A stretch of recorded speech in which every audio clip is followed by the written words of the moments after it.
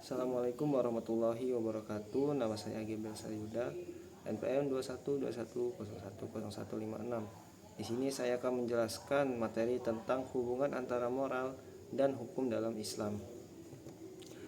Pengertian moralitas. Kata moral berarti kesusilaan atau budi pekerti.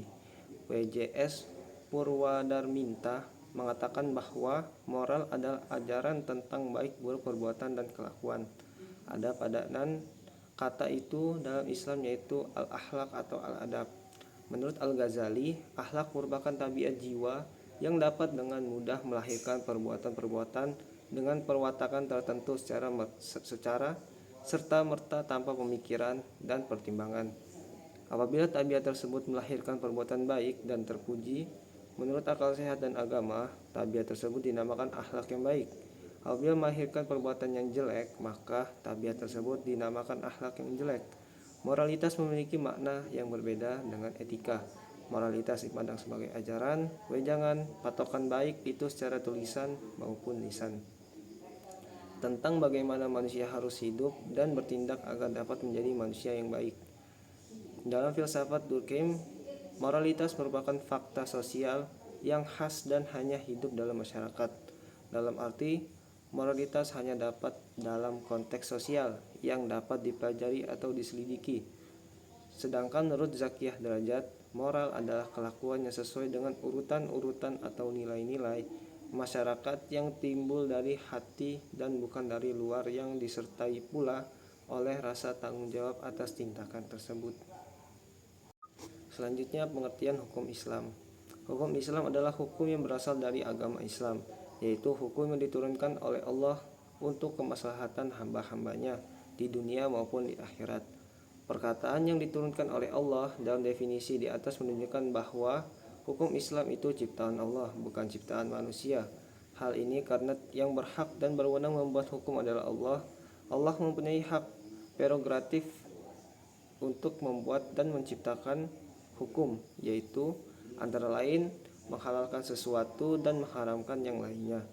Hukum Islam adalah seperangkat peraturan berdasarkan wahyu Allah dan sunnah Rasul tentang tingkah laku manusia mukallaf yang diakui dan diyakini berlaku dan mengikat untuk semua umat yang beragama Islam.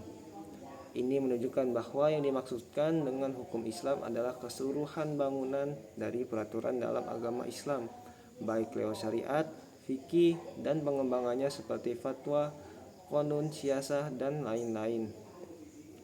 Hukum Islam dalam arti syariah merupakan ketetapan-ketetapan Allah yang berhubungan dengan perbuatan manusia melalui Al-Quran dan Sunnah.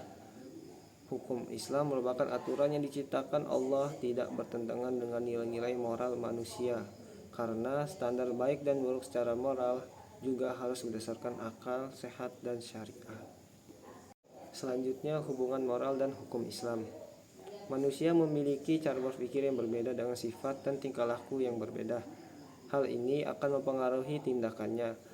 Pada masyarakat sederhana, akan memadai untuk menciptakan ketertiban dan mengarahkan tingkah laku masyarakat. Kesusilaan memberikan peraturan-peraturan kepada seseorang supaya menjadi manusia sempurna. Perbedaan cara pandang tiap manusia dengan pengaruhnya terhadap moral masyarakat ini menimbulkan dua kelompok pemikiran, yakni kelompok yang berpendapat bahwa hukum bersatu dengan moral, dan kelompok dua berpendapat bahwa hukum terpisah dengan moral. Dalam Islam, hukum merupakan faktor pokok yang memberikan bentuk masyarakat Islam. Secara ideal harus sesuai dengan kitab hukum, sehingga tidak ada perubahan sosial yang mengacaukan atau menimbulkan karakter tak bermoral dalam masyarakat. Hukum Islam harus berjalan sesuai dengan prinsip-prinsip moralitas seperti yang dinyatakan oleh Islam. Hukum Islam memberikan ketentuan bahwa kaidah kesusilaan tidak boleh bertentangan dengan syarat-syarat yang termaktub dalam Al-Quran dan Sunnah, seperti pendapat dikutip oleh Fathur-Rahman Jamil yang menyatakan bahwa hukum tanpa moral merupakan kezaliman.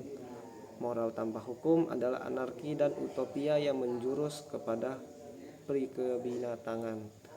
Hanya hukum yang dipeluk oleh kesusilaan dan berakar pada kesusilaan yang dapat mendirikan kemanusiaan. Sekian dari saya. Wassalamualaikum warahmatullahi wabarakatuh.